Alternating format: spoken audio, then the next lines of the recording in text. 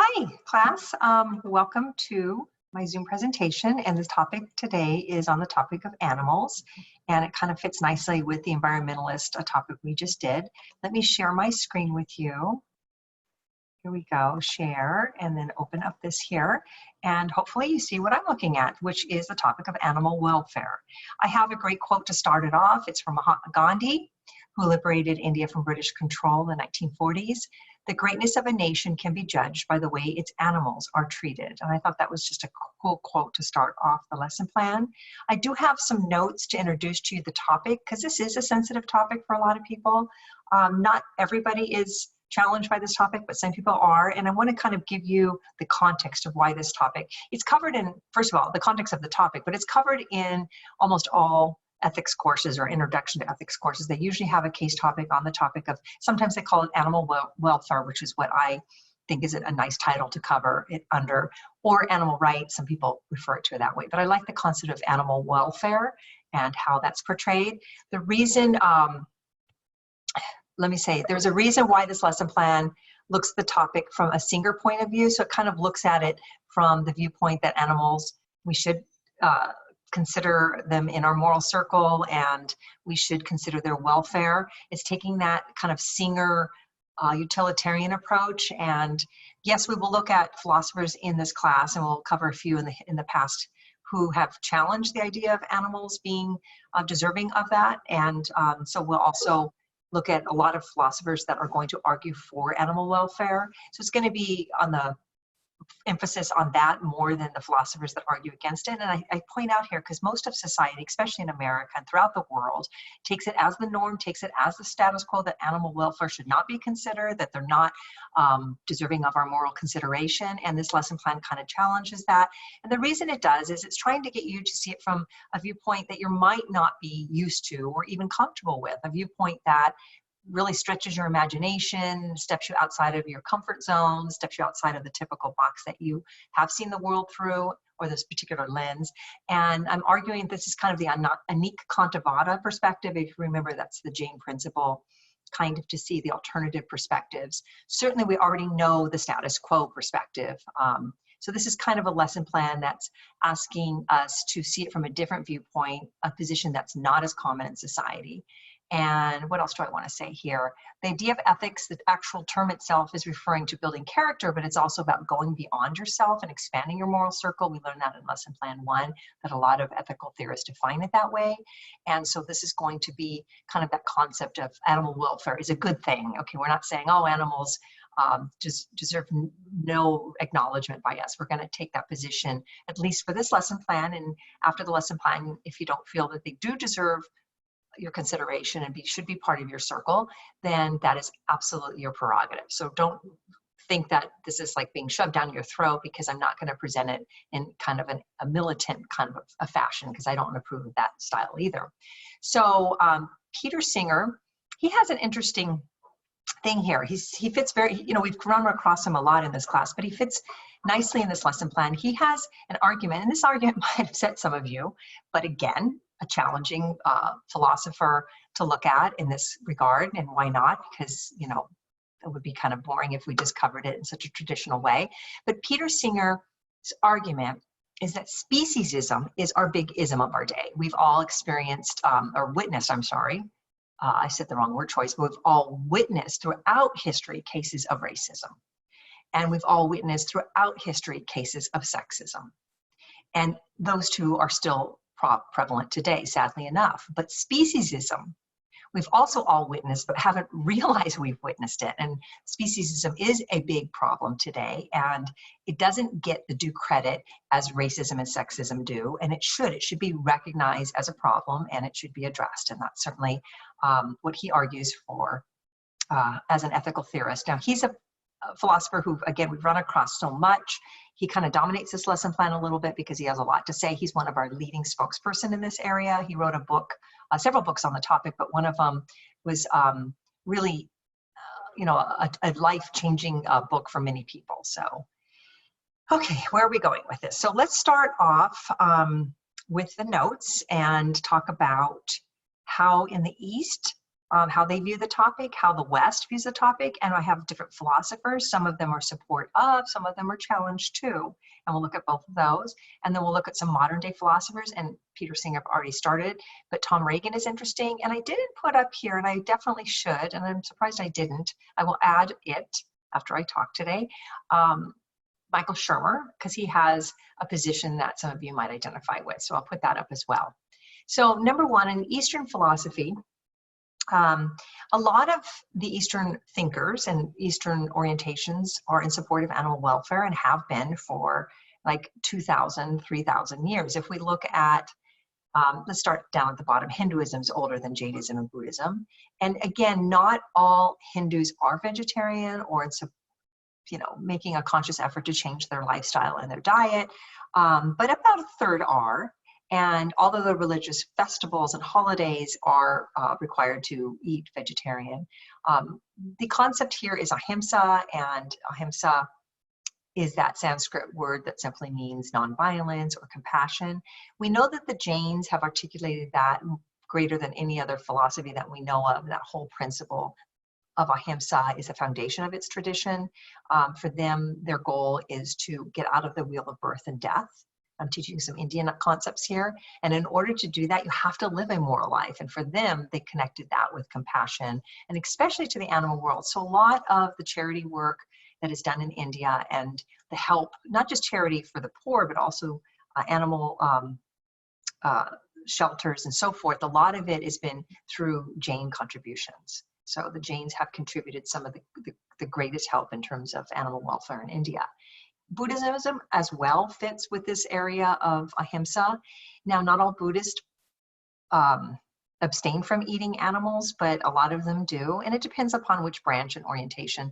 The one near Mount Sac, which is called the Shilai Buddhist Temple, they definitely do.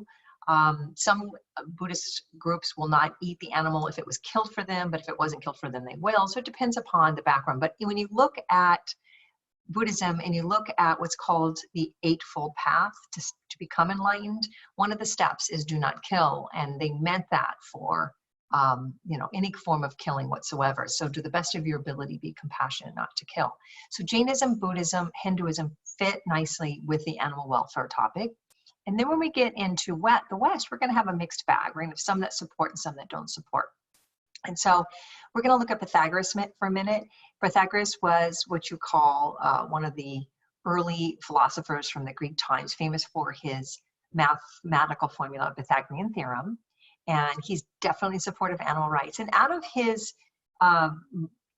philosophy, really kind of develops almost a religious branch called the Pythagoreans. And they kind of have philosophical, mathematical / spiritual approach to the world. But one thing that was interesting about them is they were definitely in support of protecting the animal and animal welfare and making sure that it was not part of their diet. Now, Aristotle, and Aristotle follows him later, he had this position that animals lack rationality and therefore they lack moral consideration, or certainly moral equality, and plants are created for the sake of animals, he said, and animals for the sake of men, and literally created for us to do as we will.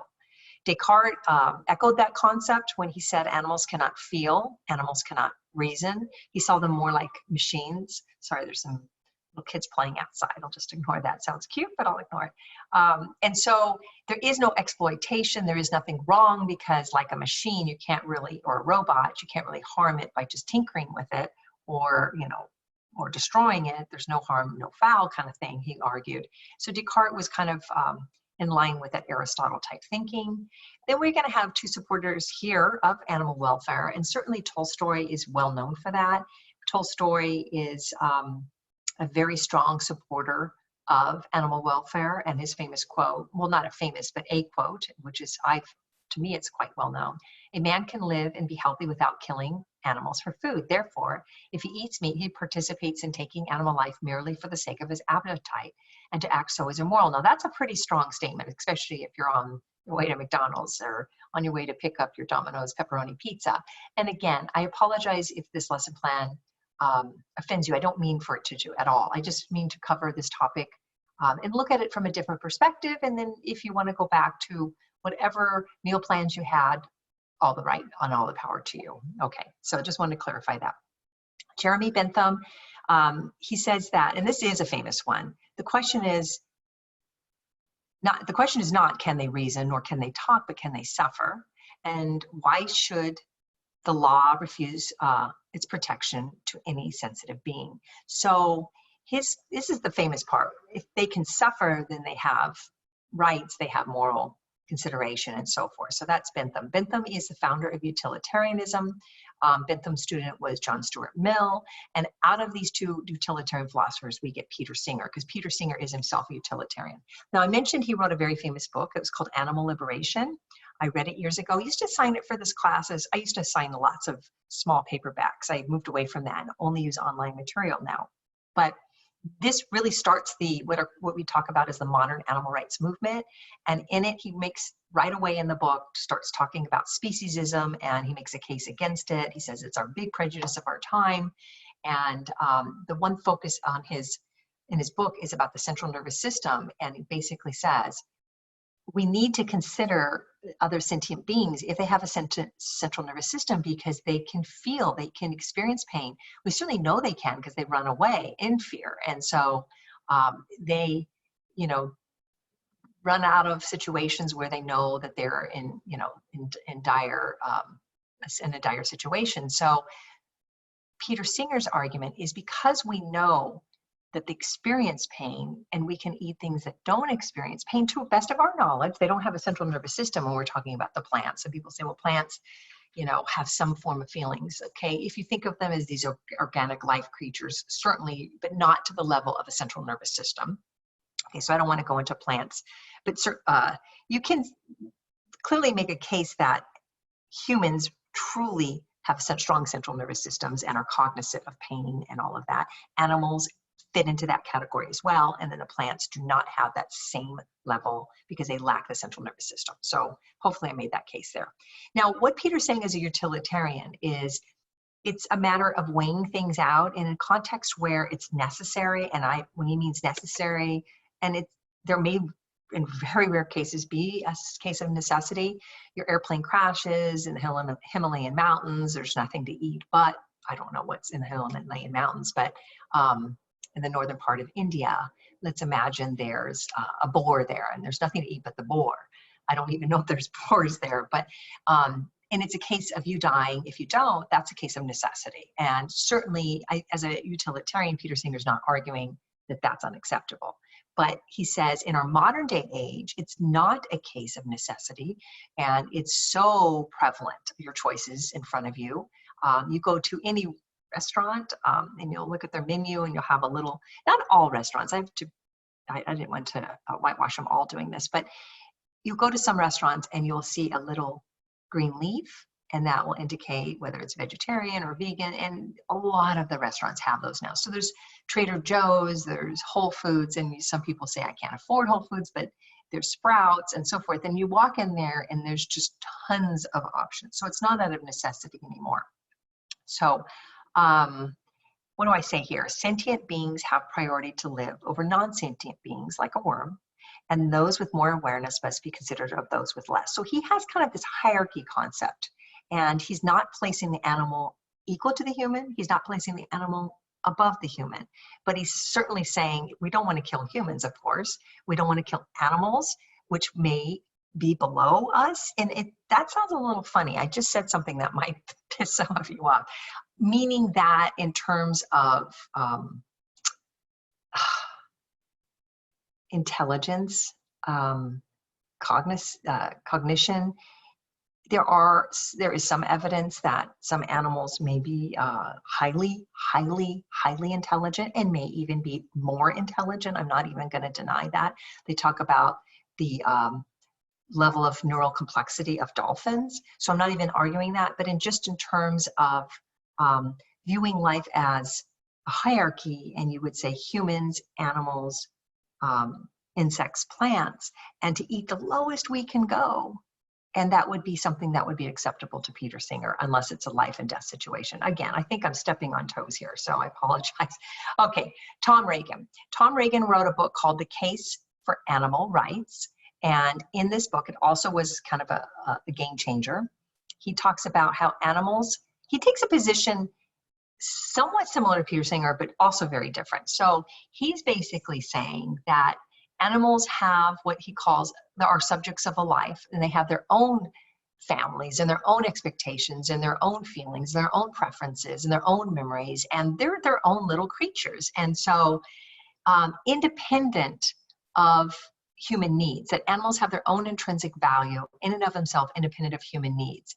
And so what he's saying here is the animal, just as it has a right to life as a human, so does the animal have a right to life as a living creature. So he kind of places a little bit more on the equal stage versus the hierarchical stage, a little bit saying, just like you have your subject of a life and you have desires and hopes and dreams, so do animals have that. They may not have concepts of the past and the future, but certainly they can experience sadness, they can experience stress, they can experience expectations. Yay, I'm going to be fed right now, and they get excited by that, or I'm going to go on a walk right now, or anything like that. There is a cognizant person or being there. I use the word person, and that seems a little strange, but Peter Singer is the one that said persons, that title should be applied to the animal world. They are also persons because they also have consciousness, they also can experience pain, they also have central nervous systems. So he places that person category, even including, and he's a very inclusive umbrella term to include humans and animals there. Okay, so Tom Reagan, our animals have an intrinsic value in and of themselves, independent of human needs, a subject of life. And so a little bit more on the equal stage than the hierarchical one of Singer. And then we have, I didn't cover Michael Shermer, but I'll mention him right here real quick. So Michael Shermer is a philosopher that I have a small film of him being interviewed, and he is what's called a reducitarian. And a reducitarian is not a vegetarian and not a vegan. It's also not a pescatarian. A pescatarian only eats fish and doesn't eat fowl, which are birds and other land animals, only eats fish animals, or animals from the ocean, I should say, fish animals, that's ridiculous. But so Michael Shermer argues to be a reducitarian, and what he's basically saying is, you know, we know the overall goal is to move in the direction of eating less meat, so let's reduce it. Let's say, well, we're going to eliminate it, but let's at least take some steps in the direction of animal welfare and be reducitarians to the best of our ability. So he says, for instance, some people could have like meatless Mondays, or only have meat on Mondays, meat Mondays, and then 6 days a week not eat it. So that is kind of an interesting approach he takes. I just wanted to give you guys like multiple perspectives here. I need Kantavada. And then we have the Neo-Aristotelian virtue ethics. And this is interesting because this one's saying that it's not so much arguing for the rights of the animal. You're not so much, oh my gosh, it's about the animal and it's wanting to experience a subject of a life and not for us not to interfere with that. But it's about developing your own moral character as a human being. It's called virtue ethics, developing that virtuous character. It fits with Aristotle here. He strived for us to develop. Ironically, I just quoted him as saying animals don't have rights, and yet in terms of developing character, he's the one that fits here. And this whole Neo-Aristotelian virtue ethics fits in this category because this school of thought says, quote unquote, a person striving for virtue comes to see that eating animals is wrong because it's a violation of the animal's rights. Is wrong not because it is a violation of the animal rights, or because on balance such an act creates more suffering than others, but rather because eating animals or using them in any harmful ways does not display the traits of character that a kind, sensitive, compassionate, mature, and thoughtful person of a moral society would display. I underline that because that underline is what captures virtue ethics. Okay, and then quote continues, I'll end there. Now, just to be clear, there are fallacies on both sides of the argument. When you have like an in-class debate, it gets very emotional, it gets very heated. People feel like fingers are pointed at them, they feel challenged, and it goes on both sides, and I wanted to point out some of those fallacies. I myself, well, I'll share with you my ideas in just a minute. Let me just continue here. So the fallacies on the pro-animal welfare side, sometimes you hear people say, well, so-and-so is, you know, this famous person's a vegetarian, and kind of implying you should be too. I've heard like people quote, like Tolstoy is, okay, that's interesting. It doesn't mean that's a strong argument for anybody else to follow it, but that's to be noted that he is one. And some people I've even heard mention Albert Einstein, even though I don't think he really was. I think he did for a short time in his life. But just appealing to authority would be a fallacy, or arguing the vegetarian diet is the absolutely only healthy diet we should follow. That's somewhat of a challenge because we know people can eat animals and live to 100 plus, and they can also be vegetarian and live to 100 plus. It just has to do with a balanced diet, but arguing it is healthier.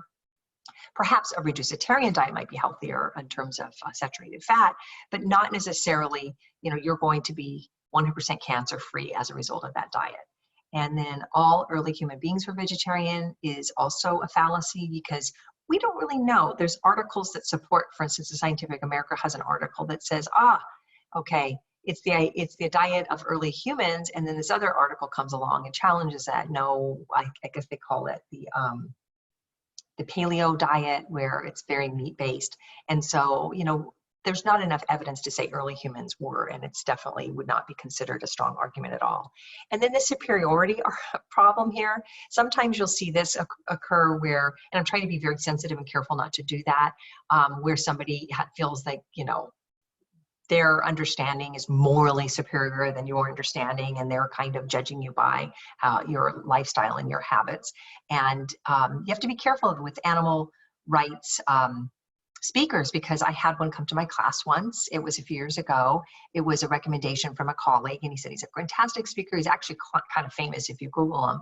The problem is I didn't do my research and Google him to find out he was on like a no-fly list, because he was kind of a character that was a little out of control. He came to my class, he challenged the students. He was starting off with a good presentation, and then as soon as he started calling the students murderers and even rapists because of, I don't know, he had some weird argument on that one.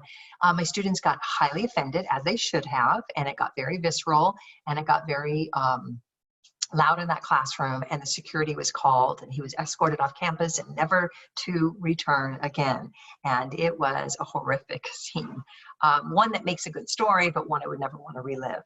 So you have to be careful. You have to be very sensitive and aware. If you're trying to develop that sense of moral character, you're not necessarily doing it by being lack of compassion to humans. So you have to understand that everybody's coming from different places, and everybody's just trying to get through their day. And it's not a position where somebody should be judging another. Okay, fallacies on the other side. So sometimes I've heard people say, well, everybody does it, so why can't I? That's the bandwagon fallacy. Or this is a classic one I've heard. Oh, you're killing a carrot, you're killing lettuce, you're killing a potato when you're eating that. So, what's the difference with me killing a pig? And that's collapsing that hierarchy and, not recognizing the central nervous system, et cetera, or that subject of a life argument. Or appeal to authority, saying, we've always done it in the past. Again, we don't know what early humans did. That's still somewhat up for debate scientifically. And even though people have in the past, we've also had a lot of horrific things in the past. It doesn't make it okay today. Okay, so for instance, racism and sexism and so forth. And then here's a big one. It's part of the way of nature. A dog eats dog world. Like animals eat animals, and I'm an animal, and I eat animals.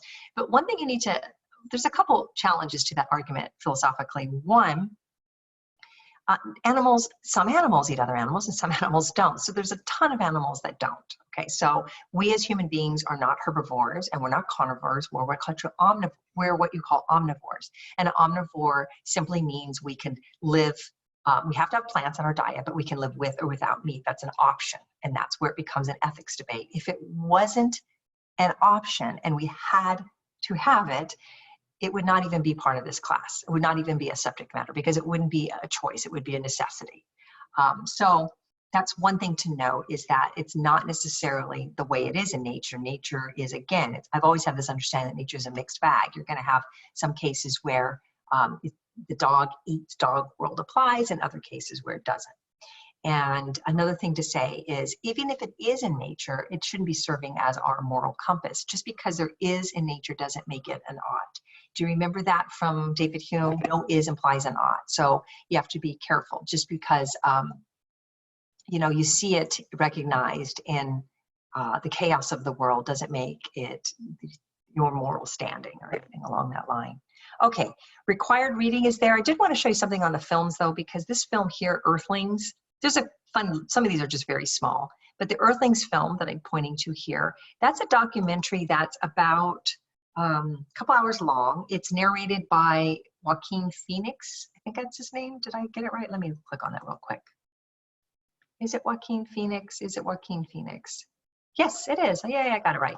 So it's a pretty challenging film to watch. So I'm only giving you just a few minutes on it.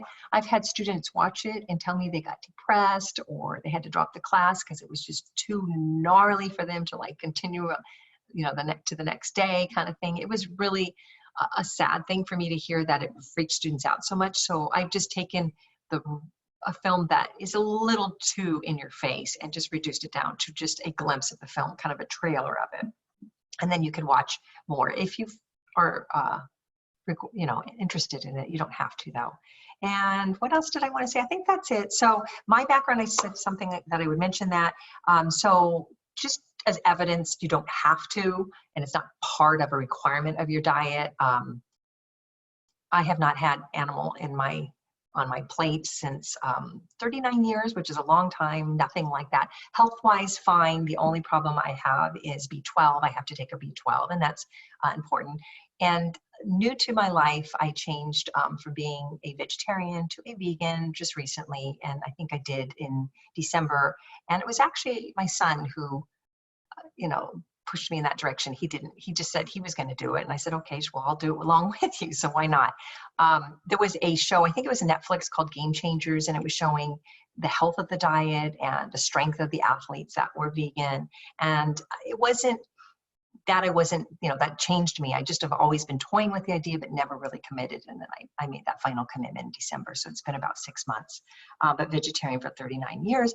That's kind of interesting to mention to you guys, because some of you will say, well, this is a very biased presentation because you're on the side of animal welfare. Yes, I am a supporter of it, I have to admit, but I'm more than willing and open to the Nikandavada viewpoint. I understand everybody has a different take on it. It is a sensitive subject. If you are challenged and feel judged, I'm not judging you. I come from a family of 7 kids, and there's only 2 of us vegetarian, and I love every one of my family members dearly, and I never think 1 second about how they live their life, and I don't judge it, and I understand. We're just approaching this from an intellectual, philosophical perspective, and Nikandavada on a subject matter you may have never thought about before. Okay, I hope I got that out. I hope this presentation went okay, and I was kind of dreading it a little bit because I know it's sensitive. And I thank you for watching, and let me stop share and let me end it. And I was surfing today, and I'm probably a little sandy, hopefully. Okay, bye you guys. Take care.